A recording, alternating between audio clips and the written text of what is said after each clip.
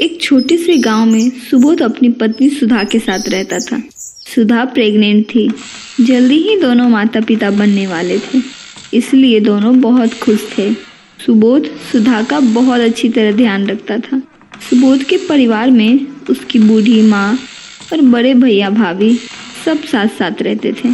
कुछ ही दिनों बाद सुधा ने एक बच्ची को जन्म दिया, जिसका नाम उन्होंने लक्ष्मी रखा। बच्ची के आने से सुबोध और बाकी घर वाले बहुत खुश थे। लक्ष्मी के जन्म के कुछ ही महीनों बाद बीमारी के कारण सुधा की मृत्यु हो जाती है। सुबोध पूरी तरह टूट गया। लक्ष्मी की सारी जिम्मेदारी सुबोध के कंधों पर आ गई। सुबोध का गांव में एक छोटा सा दुकान था। सुबह वो अपनी दुकान पर निकल जाता और उसका भाई भी सुबह ही काम पर चला जाता था। पूरे दिन सुबोध की भाभी और उसकी माँ लक्ष्मी का ख्याल रखते थे।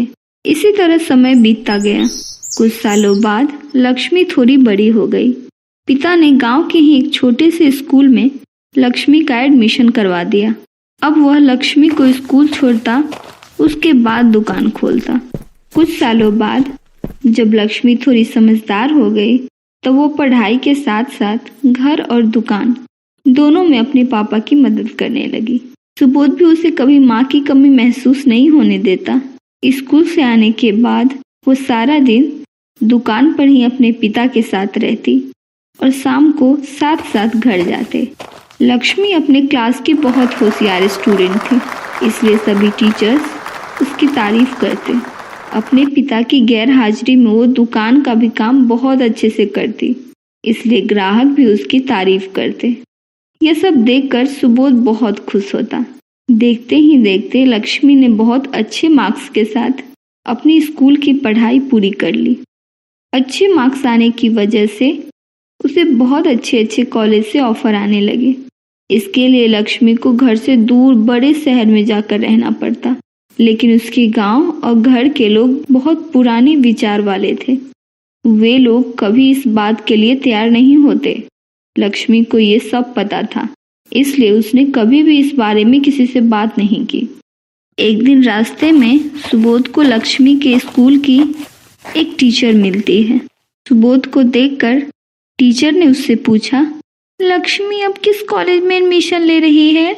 सुबोध ने बोला, इस बारे में तो मुझे कुछ पता नहीं है।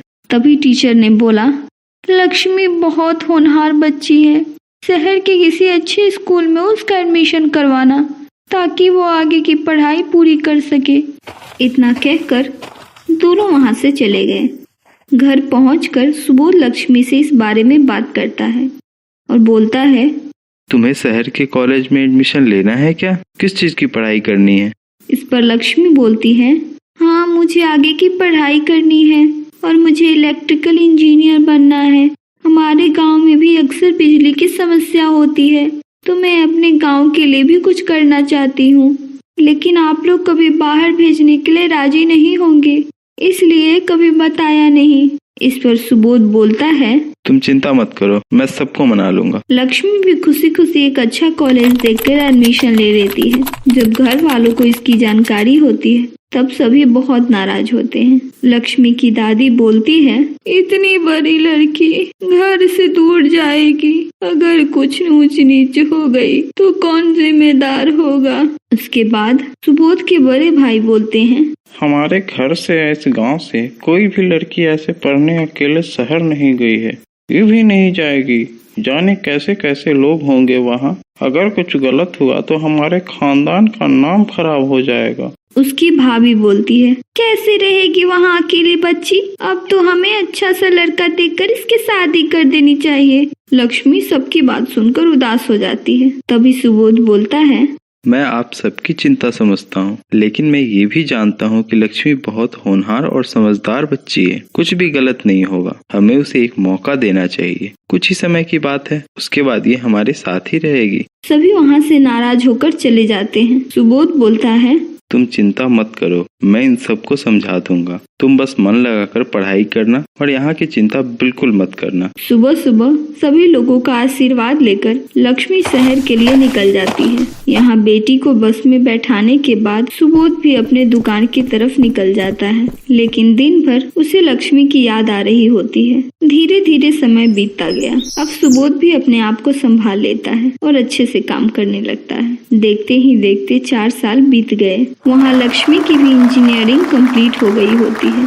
अब वह बहुत अच्छी इंजीनियर बन गई थी। एक दिन अचानक लक्ष्मी का कॉल आता है और वो बोलती है, पापा मैं इंजीनियर बन गई हूँ, अब मैं गाँव आ रही हूँ। ये सुनकर सुबोध बहुत खुश होता है। वह जल्दी से घर आ जाता है और सबको ये खुशखबरी देता है। सभी सुबोध की बात सुनकर बहुत खुश हो जाते हैं। लक्ष्मी की भाभी भी रसोई में लक्ष्मी के लिए मनपसंद खाना बनाने लगती है और सुबोध लक्ष्मी को लेने बस स्टैंड चला जाता है। लक्ष्मी को सूट बूट में देखकर सुबोध बहुत खुश होता है और लक्ष्मी की तारीफ करता है। उसके बाद दोनों घर की तरफ निकल जाते हैं। रास्ते में लक्ष्मी की दोस्त आशा की माँ मिलती है। आशा की माँ बोलती है, बहुत अच्छे समय पे आई हो बेटी, आज आशा की शादी है, तुम्हें भी आना है शादी में। इस पर लक्ष्मी बोलती है, हाँ चाची मैं जरूर आऊंगी।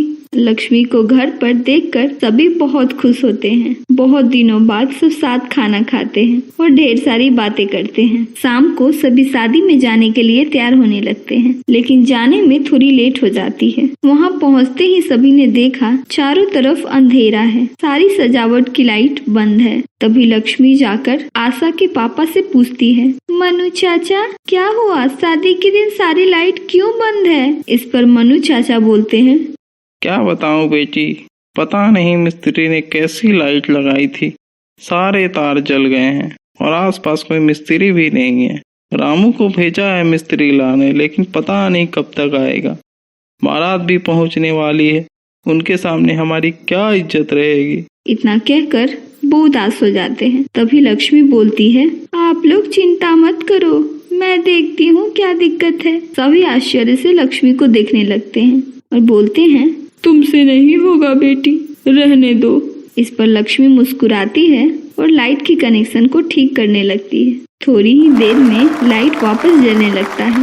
ये देखकर सभी ताली बजाते हैं। लक्ष्मी के इस काम से सभी लोग बहुत खुश होते हैं और बोलते हैं, लक्ष्मी तो सच में हमारे गांव की लक्ष्मी है। लक्ष्मी बोलती है, इसलिए मैं बोलती हूँ हमारे गांव की भी लड़कियों को आगे बढ़ने का मौका दो। सभी लक्ष्मी की बात से सहमत होते हैं। इसके बाद लक्ष्मी गांव में ही रहकर गांव के डेवलपमेंट का काम करने लगती है। राधा अपने छोटे भाई और माता पिता के साथ एक छोटे से गांव में रहती थी। उसके पिता एक गोदाम में बोरी उठाने का काम करते थे और माँ धनी सेठ के घर में झाड़ू पोछा करती थी। घर में आमदनी कम आने की वजह से किसी तरह दोनों मिलकर घर का खर्चा चलाते थे। होली का त्योहार नजदीक था, इसलिए पूरा बाजार रंग बिरंगे पिचकारियों, गुलाल और रंगों से सजा था। उधर कपड़ों के दुकानों में भी बहुत भीड़ होने लगी। एक दिन राधा अपने दोस्तों के साथ खेल रही थी। तभी उसके एक दोस्त मोहन को उसकी माँ आवाज लगाती है, मोहन, अरे ओ मोहन, पूरे दिन खेलता ही रहेगा क्या? अपने बापू के साथ जाकर नए कपड़े ले ले। इतनी बातें सुनकर मोहन दोस्तों को बाय बोलकर खुशी खुशी अपने बापू के साथ बाजार चला गया। थोड़ी देर खेलने के बाद सभी आपस में बात करने लगे, हमारे नए कपड़े कब आएंगे, हमें भी घर जाकर बात करनी चाहिए। इतना कहकर सभी अपने घर चले गए। अपने अपने पापा से कपड़े खरीदने की जिद करने लगे। इधर राधा और श्याम भी अपने घर पहुंचे। घर पर उसकी मम्मी और पापा खाना खा रहे थे और बातें कर रहे थे। दोनों भाई बहन को देखकर उसके पिता बोले, आज तो तुम लोगों का खेल बहुत जल्दी खत्म हो गया। तभी राधा की माँ पूछती है, तुम दोनों भाई बहन का चेहरा क्यों उतरा हुआ है? तभी राधा बोलती है, पर उसका मोहन है ना, उसकी माँ उसे कपड़े लेने बाजार भेजी है। वो बोल रहा था बहुत अच्छी पोशाक खरीदने वाला है। उसके बापू हर त्योहार पर बहुत बड़ी दुकान से कपड़े खरीद कर देते हैं। हमने तो पिछली बार भी कपड़े नहीं खरीदे थे। तुम दोनों उदास क्यों हो रहे हो? इस बार जैसे ही तनख्वाह आएगी सबसे पहले तुम दोनों के लिए खरीदारी करूंगा। राधा बोली, सच बापू? बिल्कुल, अब तुम दोनों खुश हो जाओ। अब दोनों भाई बहन भी खुशी खुशी खाने बैठ जाते हैं। इसी तरह समय बीतता गया। राधा के पिता की अच्छी कमाई हो रही थी। धीरे धीरे वो सारे पैसे होली की खरीदारी के लिए इकट्ठा कर रहे थे। ताकि बच्चों के लिए कपड़े, पिचकारियां और खाने पीने का सामान खरीद सके। राधा और श्याम भी इसी उम्मीद में होली का इंतजार कर रहे थे। हमेशा की तरह एक दिन राधा की माँ धनी सेठ के घर से काम करके आती है। घर आते ही अचानक बहुत बीमार हो जाती है और घर पर कोई नहीं होता है। उसके पिता काम पर होते हैं और बच्चे गांव में अपने दोस्तों के साथ खेल रहे थे।